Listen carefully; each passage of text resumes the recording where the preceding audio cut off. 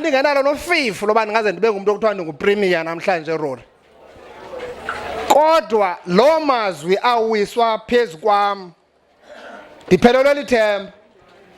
Ndagqiba iintsuku ezintathu ezine ndombethe ingubo ndilikrwala kuba nampahla zowunxiba, ndifane namanye amakrwala ndihambe ndiye ebholeni ndiyobukela abantu.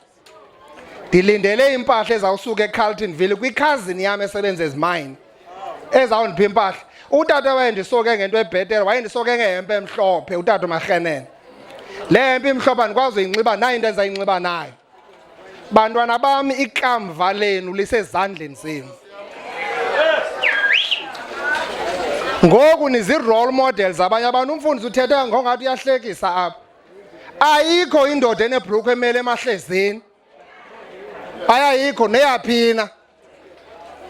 Xa uyindoda uyenye nje enye into eyahlukileyo bantwana bam. Xa kuthiwa uyindoda, indlela ohamba ngayo, indlela onxiba ngayo, awuyenzeli thina loo nto, uyenzela wena. Bantu baseNelson Mandela, ndiyabulela kule Nelson Mandela Initiation Committee. Kwezinye indawo kuyalilwa, abakhwetha ababuyanga esuthwini.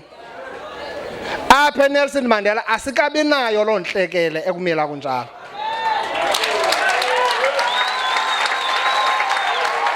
Siyabulela kakhulu ngokokuba niyazi into yokokuba iluxanduva lwekomiti ujonga umntana.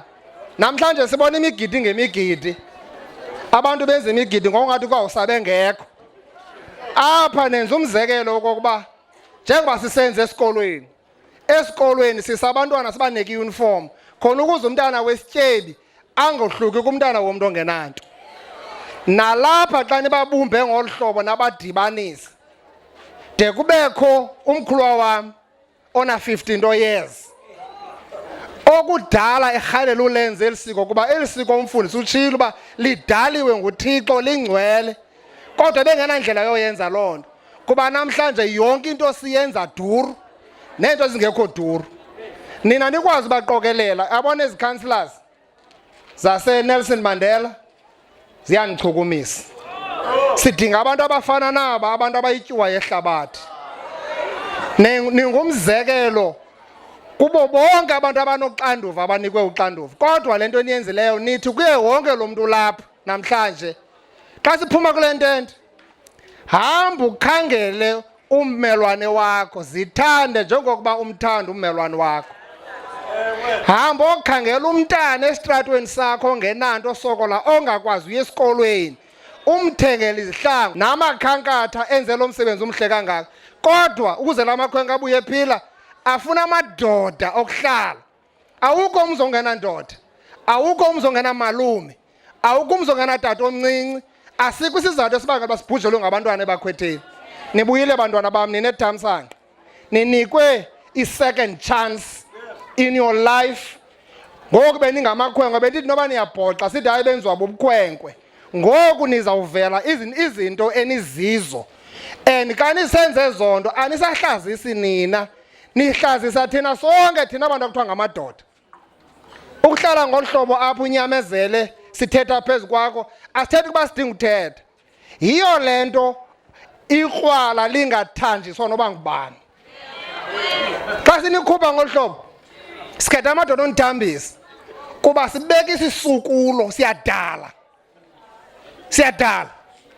Yiyo le nto siyizilela le nto. Kuzawuthiwa umama wakho lizibazana, ayonto yokudlalela le. So sisikolo sibetha intsimbi yofaka isikolo ke namhlanje kuni nibe ngulo mzekelo. Amakhaya makayenze ke le nto. amakhaya makamanyane, masidala uxolo, inzolo, uthando emakhayeni ethu. Ndiyibonile nangapha kwaNkompela okhwetshube eMhlontlo, ngapha kuqumbu Tsolo, kusenziwa umsebenzi omhle onje, esalusa amakhwenkwe akowabo awakhe umfana kaNkompela, walusa namakhwenkwe efemeli yako kwabo.